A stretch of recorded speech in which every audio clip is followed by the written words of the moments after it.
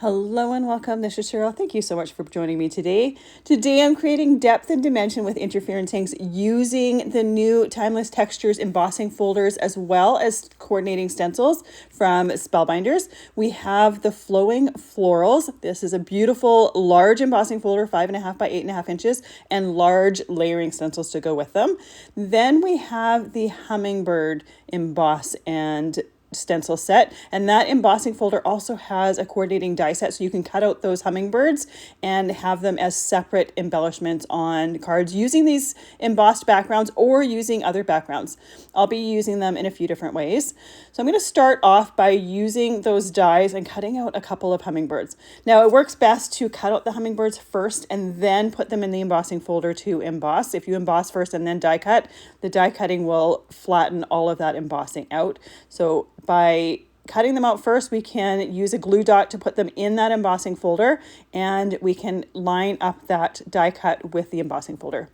So I started this video thinking I was going to make all 5x7 cards. So the first two embossings that I'm doing are 5x7 pieces of Hammermill cardstock, and I'm using that Flowing Florals embossing folder. I'm going to do two backgrounds with that embossing folder and then two backgrounds with the Hummingbird embossing folder. So once I had finished this, I went and tried to put that 5x7 piece of Hammermill cardstock in that Hummingbird embossing folder and saw a little bit of an issue. This is a really large embossing folder. It's 5.5 inches by 8.5 inches. So if I were to use a 5x7 piece of cardstock, it doesn't really, like, once I trim it down after it's stenciled and whatnot for layering for on the cards, we cut out some of the hummingbirds, and I didn't really want to do that. So I grabbed two pieces or two half sheets of Hammermill cardstock. So these are 5.5 inches by 8.5 inches. I will stencil that entire background, but I'm going to cut them up for creating cards. So there is a little bit more waste with this method. But just by cutting those in half, the bottom hummingbird was a little bit high, so I didn't want to make two cards out of each background. So I set those to the side. I will stencil them in just a moment. First, I'm going to emboss those hummingbird die cuts. So I put a glue dot on the back of that die cut. I line it up with the embossing folder, and there is a little bit of a shadow around it. And then I press the embossing folder together. Now, when I started here, I thought these glue dots that I were using were removable. They're not. They're a little bit difficult to get off of the embossing folder. So I definitely recommend doing this with removable adhesive instead. I ended up getting that adhesive off by using an adhesive eraser. So it is totally off, but it's a lot easier if you have some removable adhesive or removable glue dots to do this. So once I have those die cuts embossed, I can set those aside. I'll be doing the stenciling on those ones last. So I'm going to start with the Flowing Florals backgrounds first. I'm going to do two backgrounds with this, and I am creating 5x7 cards with this, but because there's not really a direction in the florals, you could easily cut these backgrounds in half and get two A2 cards out of each of those backgrounds. I tend to do A2 cards more than 5x7 cards, but because I had already kind of in my mind decided to do 5x7 cards in this video, I had the stuff all prepped for it, so I figured I'd keep on with that. I'm putting my embossed piece of cardstock on my sticky mat. I'm using some painter's tape to create some registration marks to make it easier to line up the next layers. Because my cardstock is smaller than that stencil, we want to line it up. But once we line up that first one, all the rest of them are going to be easy to line up. And by using the painter's tape, it makes it super, super easy. Now, I said I was going to use interference inks, but what I'm actually going to do is do a combination of distress inks and interference inks. I love the look of the distress inks with just their bright, clear color, and then mixing it with a little bit of interference ink blending to have a combination of finishes. And I think it looks especially great with stenciled backgrounds, stenciled and embossed backgrounds. So I'm starting off with some picked raspberry. I'm using some large Spellbinders brushes for those distress inks. For the interference for this one, I'm using Lavender Fields. This one has a beautiful purple color that works really well with that picked raspberry. It has a green interference shimmer to it. So when we tilt this to the light, we're going to see a little bit of that green shimmer. I'm not covering the entire flower. I still want to see that pink around the outside edges, but we're just giving it a little bit of extra depth and dimension by using a combination of the two. This is very similar to, say, using two different colors colors to blend together, but because we have two different inks that have different finishes to it, it just creates a really beautiful look. And I've said it many times because I use interference inks often. I just love the shimmer that you get with those interference inks. And if you've never seen them before, never used them before, I have a whole playlist with videos where I use interference inks because I do use them quite often. They're my favorite. They're almost like a magic pad. They are ink pads that have one color that shows up on white or light cardstock and a completely different color that shows up on black or dark cardstock. And when you use colors in between, you can really play with those color properties. For the next layer of the stencil, we have the vines for these florals, and I use peeled paint distress ink for that layer. I'm going to use a combination of distress and interference inks when it comes to the leaves, but for the vines themselves, I just figured just interference inks or just distress inks, so it's better. For this next layer with the leaves, I'm using some bundled sage distress ink, so it's lighter than that peeled paint. Then I'm going to go in and use the Summer Garden interference ink. So you can see that my blending brushes for those interference inks are quite small compared to the large brushes I'm using for the distress inks. I'm not covering the entire open area for the leaves here. I'm doing it at the base of the leaf, so we have some of that interference color. So it's going to have a nice green color, but we're going to tilt it into the light. We'll see a little bit of that blue, but we're going to see the the distress ink at the end of those leaves, at the tips of those leaves. We're just going to have the plain distress ink. Just like when I did the flowers, I only did that purple on the inside of the flowers. Now the last layer of stencils here is another layer of leaves. They're just different shapes. And I'm going to do the same thing. I'm going to do bundled sage first, making it heavier towards the base of the leaf, lighter towards the tip of the leaf. Then I'm going to go back in with that Summer Garden interference ink. So we have both the leaves and the florals on this background with a combination of distress and interference inks. And I'm going to do the same background, but I'm going to change up the flower colors. This flower is such an abstract, unique shape that I think you can get really creative and do it in many different color combinations and have a lot of fun with it. Before starting my next background, I completely cleaned my stencils off. Both the interference inks as well as the distress inks just wash off with water. They don't need any special cleaner or whatnot, but it's much easier to have completely clean stencils and not have to worry about possibly getting marks of ink anywhere, especially since when I'm done with my stencil, I just layer the different used ones on top of each other. So they likely have ink transfer on the underneath part of the stencil. It takes just a few minutes to completely clean it off, and that way I know that I'm not going to have any issues. For this one here, I'm using some spiced marmalade interference ink. So we have some bright orange flowers for this one. I think it's going to show off the hummingbirds a little bit better than the last background. So I wanted to have some flowers that are a little bit brighter. I think these would look really pretty also with blue flowers. I think they look a little bit like, I want to say cornflowers. There's a blue flower that I'm thinking of that this kind of reminds me of. I'm not super great with a lot of my flower names though. So I think this would be a fabulous background with that. So for the centers of this flower, I'm going to be using the pink champagne interference pad. This one has that beautiful bright pink and this has a green interference to it. Now you may notice as I'm stenciling, I am not completely even when I stencil. I do some areas lighter, some areas darker. Personally, I think that looks a little bit more visually interesting. When it comes to the flowers, I will be heavier with my ink towards the center of the flowers, lighter towards the tip of the petal, and same with my leaves. But even if I have a background that just has an all-over pattern, I will typically intentionally do some areas lighter, some areas darker, because I just think it looks a little bit more interesting. For the next layer of those vines, again, I'm just doing that peeled paint distress ink. You could add interference here, but I think it looks a little bit more interesting to have some areas with just distress ink, some areas with a combination of the interference and distress ink. That way, when we have our finished product, we have not only the embossing, the dimension from the embossing background, but we also have the dimension and the different textures from the different ink finishes, as well as the lighter areas and darker areas. So for the next layer here, I'm using that bundled sage distress ink, going all over, being a little bit heavier towards the bases of those leaves. Once again, a little bit lighter towards the tip of the leaves. Now I am putting interference inks on these leaves here, but you certainly don't have to. You could just use the distress inks and you could have the interference inks just on the flowers. So we have that different color or that different combination of finishes as well. We have one more layer left for this background. This is the leaves again, but a completely different shape of leaf. We're going to go back in with that bundled sage interference ink. And you can see how quickly and easily these backgrounds come together. Now, I did emboss these backgrounds before stenciling them. Sometimes when you stencil first and then emboss, that paper kind of moves in your embossing folder as you're running it through your machine. It's really hard to keep that stenciled image in the same area, especially a large piece like this.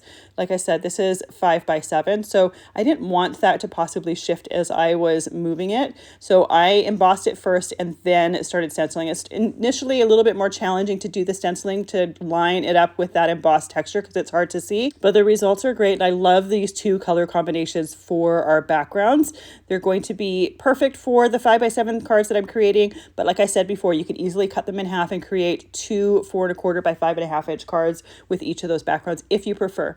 You'll see why I'm doing 5 by 7 for at least one of them, but for the other one, again, you could easily create two A2 cards if you wanted. So we're going to do the hummingbird background now. Once again, putting that embossed background on my sticky mat, using the painter's tape for the registration marks. Because this paper is a little bit larger than the last ones, there's less of that stencil having contact with the sticky mat. So I am using some painter's tape to hold that stencil down as well for the different layers. That way I can make sure it's not going to move and shift on me. For the hummingbirds, I'm going to be using a combination of that Summer Garden interference ink and the pink champagne interference ink because hummingbirds have this beautiful metallic sheen to them, and I think this is going to create a very similar look to that. Now they come in a bunch of different colors as well. The ones that are where we live are mostly green with like a pinky red belly to them. I'm doing that pinky red belly, but I'm also adding that little bit of pink to the tips of the wings as well as the tip of the tail. I'm using some black soot distress ink for the beak as well as the feet. And then I am going to add that pink champagne. Now I am not cleaning my stencil off between those different ink colors. I'm not really worried about getting that Summer Garden onto my pink champagne brush. I'm blending those two colors in together, and there's such a minimal amount of ink left on that stencil that I don't really have to worry about it. But you certainly could use a dry cloth and wipe it off if you're worried about contaminating your brushes. The next stencil here is for the bodies of the hummingbirds as well as the bases to the flowers. Now the flowers for this particular card, I'm going to do them in purple, just again to have a little bit of contrast from the hummingbirds themselves. And you can really do those flowers in whatever colors you're wanting. So I'm going to do the bellies to the hummingbirds first with that pink champagne, then going back in with that Summer Garden for the backs of the bodies. It doesn't really matter whether you do the pink champagne first or the Summer Garden. You can do it whichever way you want, blending those two colors in together. For the purple, we're using some Wilted Violet Distress Ink, being a little bit heavier towards the base of that base than right underside, the underside of those petals, just to get a little bit of shadow in there. Next, we have another layer of flowers, and you could do those the same as the kind of trumpet type flowers that we did the bases for, but I'm going to do these ones in picked raspberry, or you could even do that spiced marmalade for this. I think that would be really, really pretty as well. I'm going to do a little bit of the Lavender Fields interference ink in the center of these so that we have pink towards the outside edges of those petals and a little bit of that shimmery purple on the inside edges.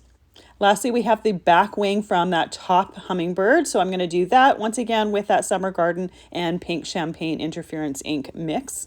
The next stencil layer has the tops of the flowers that we did the bases to, and then it also has center pieces or center detail bits for the flowers that we just did. So I'm going to do the pink on the top parts of those trumpet style flowers. Then I'm going to do the purple, the Lavender Fields interference ink on the inside part of it so that it looks similar to the face on flowers that we have there.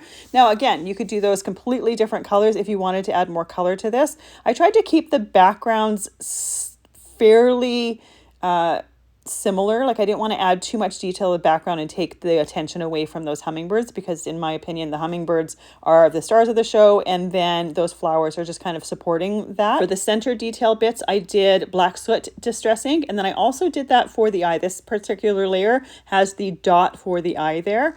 I'm going to be adding something to the eyes as well as the beaks once we're completely done, just to change the texture up of those, because combining the black soot with the interference inks gives it a little bit of a different finish to it, and I wanted them to have a completely different finish from what it does.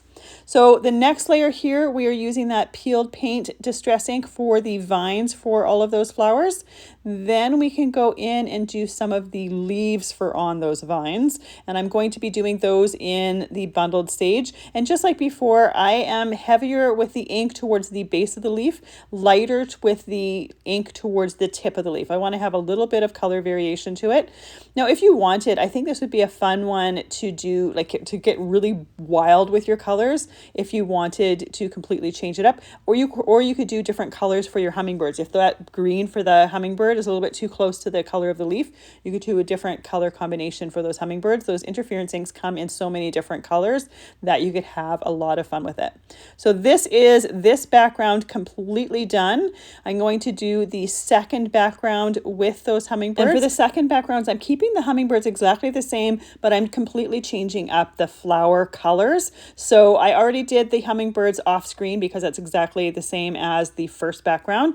I'm doing the Spice Marmalade Distress ink for the first layer of the flowers, and then going in with that pink champagne interference ink for the centers of the flowers to add that little bit of shimmer.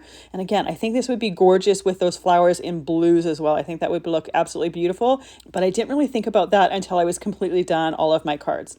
So with the next layer on, we are going to do the top parts of those little trumpet style flowers, as well as the inner details to the face on ones.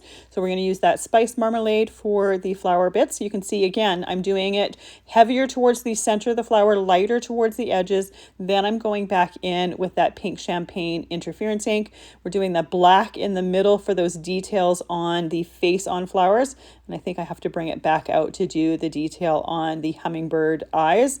Again, I'm going to put something else on there once we're completely done. So if you miss that step, it doesn't really matter. It does help you to know exactly where to put the other product on if it's on there though. So we put that pink champagne in the center, and you can see that I'm kind of brushing, I'm just kind of fanning that brush out. I want the color to be kind of bold in the center of the flower, but I want it to blend into the Spice Marmalade Distress ink so that we have that orange on the outside parts of the flower. And there is interference inks in oranges as well. So you could, if you wanted to not have the pink in the center, you could do it with some oranges if you wanted to have a combination of the Distress ink on the outside edge, but still have the orange in the middle with that shimmery interference to it. Next, we're going to do the peeled paint on the vines for these flowers. Again, doing it all over. Some areas a little bit heavier, some areas a little bit lighter. I typically will be a little bit heavier towards the bottoms of the stems, a little bit lighter towards the top. Again, a little bit of color variation, a little bit of visual dimension that way. Next, we have the leaves, and I'm going to do the bundled sage for those leaves. You can see that I've kind of completely taken off all of my tape. Once you've done that first layer or two of color, it's much easier to add the next layers to them because we're not having white on white as much. We're having a little bit of color there. It's easier to obviously see that pattern a little bit more. So with this bundled sage here, again, we're doing it lighter towards the tips of the leaves, heavier towards the base. And I'm not perfect with this. We have some leaves that are completely dark, some leaves that are completely light. Because I'm using the large Spellbinders brush, there's a little bit less control over it because it's such a large area. You could easily use a smaller brush if you want. It would just take a little bit longer. And I'm not too worried about those leaves being absolutely perfect anyways. So you can see for these hummingbird backgrounds that I didn't use interference inks on those leaves. You certainly could add it if you want. I thought with that hummingbird as well as some of the interference on the flowers themselves, we had enough shimmer and shine that the leaves were perfect just on their own, just with those distress inks for a little bit of contrast. Next, we're going to do those individual hummingbirds, and it's hard to match the two hummingbirds exactly where they're supposed to be. So I'm just going to be doing one bird and then doing the second one with the same stencil. Just moving that stencil. It's really easy to do. It only takes an extra second or so. I'm going to do the same coloring with these hummingbirds as I've been doing with the rest of them. So we have the black for the beak and the feet. We have the pink champagne as well as Summer Garden interference ink for the body, doing a combination of those two colors. I just really love that combination together. That pink and the green I think looks really quite striking. But again, you can easily change it up to different colors if you prefer. I just really like these two. So once we have this layer done, we can go and we can do exactly the same thing with the next layers, just matching up each individual bird at a time. That top one to the top left there has 3 different stencil layers to it. This bottom one to the bottom right only has 2, because we only have the wing and then we have the wing and the tail, and then we have the body. With that one towards the top left, that one has 1 wing, then the body, and then the other wing. So we do have 3 layers to it, but that stenciling comes together so quick and easy, and it makes it really great for using these as embellishments for other things. So you can combine these hummingbirds with other floral stamps, dies, press plates, and I think they'd be great accessories to it. So once we have the body done for this second hummingbird here, we can add the 3rd stencil and just do that last wing. And just like the floral background stencils, I cleaned my stencils between each and every background, or between the backgrounds and the individual hummingbirds. It's much easier to work with completely clean stencils here. So our embellishments here are totally done. I want to add just a little bit more to this background before letting it completely dry. So I'm using some black enamel accents on the hummingbird eyes as well as the beak. This has a nice glossy dimension. Think of it as glossy accents, but with black. So it has that glossy domed dimension to it, but it's completely opaque black, and I love using this for eyes for things and for hummingbird beaks because it just gives it that different bit of texture from the rest of the bird. So once we have that on there, I'm going to let those hummingbirds dry, but I also wanted to add a little bit of stickles to that detailed piece on the faces of the flowers. The ones that I did stenciling in black, I wanted to add a little bit of stickles texture to it. So we're still going to see the color underneath there. This is just going to add a little bit of glitter texture as well as glitter sparkle to that background. Now I'm not using a ton of each one of these, so it doesn't take too long for it to dry. It takes longer for those enamel accents to dry than the stickles, but I did let them dry for about an hour. I wanted to make sure that they were completely dry, and I went and did some other things. So then we're ready to start assembling our card. So for the first card, we're going to use the background that has the Lavender Fields interference ink on it. I'm using the Happy Birthday die set from the Big and Bold Sentiments set. This is another Simon Hurley collection that came out this month. There's 3 different sentiments in that set. I'm going to be using all 3 of them. So there's Happy Birthday, there's Thank You, and then there's Hello. This is just a really beautiful script, and because it's another Simon Hurley one, I just thought it would be great to combine with this collection as well. I used that Lavender Fields interference ink around the outside of the mat for this card, as well as the shadow for my sentiments. Now I trimmed down my embossed background to 4.5 inches by 6.5 inches. My mat here is a piece of Hammermill cardstock that is 4 3/4 inches by 5 3/4 inches. So we're just going to have some size variation between the different layers for this card. And again, this is one, I'm not adding any of the hummingbirds to this. I'm just doing the flowing florals to it. But this is the one that you could easily cut that background in half and then create 2 cards out of it and put 2 different sentiments on it, because it is a background that doesn't have a pattern to it. The next background with the flowing florals, I'm going to be using those individual hummingbird pieces on them because I think they will be perfect to go on top of this background as well. A great way to combine those 2 together. So I'm gluing everything together with some Barely Art glue in a fine line bottle. That fine line bottle helps you to move and wiggle things around. It's especially helpful for those sentiments, especially those really thin lines. I also use the handy tool set for the dot on the eye for the birthday. It's a really teeny tiny die cut dot, and the easiest way to put it on is put a dot of glue on the shadow and then use that wax tip for the handy tool set and just put it on there. Now afterwards, I decided I wanted just a little bit more texture on this one here. So I just put a dot of stickles in the center part of those flowers, and then I'll set that aside to completely dry. Because there's not much stickles there, it probably would take maybe 15 minutes total to dry. It's not going to take that long.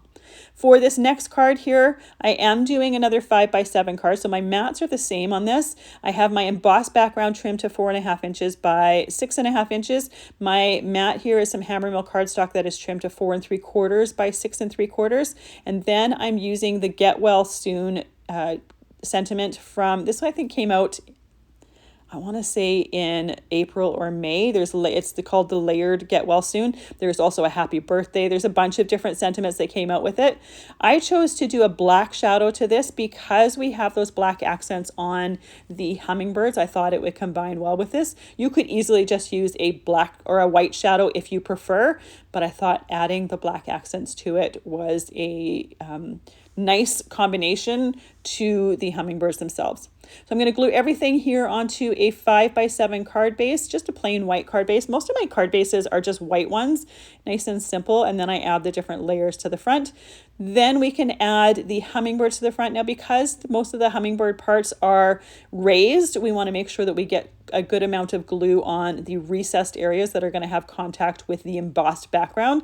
So I'm fairly liberal with my glue because I want to make sure that it has good contact with the different areas on the embossed background. And then we can add our shadow or our sentiment to the bottom left corner of this card. Now I chose to do the hummingbirds on this one because the flowers had a bit of contrast to them, but you could easily do it with a different background if you wanted as well, or a different stamp or press plate. Now for the 2 hummingbird cards, I'm going to be creating A2 cards. So I'm going to be cutting up these backgrounds. Now you could save the other pieces to use on other cards if you want. They're kind of random pieces that are left. So I took this first background here and I trimmed my hummingbird piece to 3 3/4 inches by 5 inches. I'm going to do a black matte on this one, and that is trimmed to 4 inches by 5 1/4 inches. I'm using the thank you sentiment from that Big and Bold Sentiment die set, and I have the shadow part die cut out of black. For the thank you itself, I use that pink champagne interference ink. By doing that pink champagne interference ink, we have that shimmer on that sentiment that coordinates with the hummingbird as well as any other areas that we've used interference inks on here. So I really love the look of it. But if you didn't want to have that shine on the sentiment, you could just use the distress inks for coloring them. You could also use colored cardstock, but typically when I do a design with stenciling and ink blending, I typically like to use those inks to color my cardstock for my mattes as well as my sentiments, just so that those sentiments as well as the mattes completely coordinate with the colors that we've used. It's much easier to do it that way than it is to try to find a cardstock that matches an ink color. So once we have our sentiment together, we can put our matte on our A2 card base, then we can add our hummingbird background, then we can add our sentiment, and it comes together really, really quickly. Now, like I said before, I chose to create a horizontal card as well as a vertical card with the 2 different backgrounds here. So we do have a bit of waste here. And as I said before, you could take that background and you could cut it in half and create 2 horizontal cards out of it. However, the bottom hummingbird gets really, really close to the top of the cardstock when it's cut in half. It's just a little bit of an awkward position to have for creating another image piece with it. So I opted not to do that. Another option would be to just take the hummingbird die cut that hummingbird, and then re-emboss it and use it on a different card if you wanted. For the matte as well as the sentiment for this card, I used that Spiced Marmalade Distress ink around the outside edges. So this is what I was saying before. You don't have to use those interference inks. You could use the distress inks that you're using, and you know that they're going to match exactly. For this one, I'm using that Hello sentiment, and again, using a black shadow for it. So it's going to coordinate beautifully with the black accents on our hummingbird.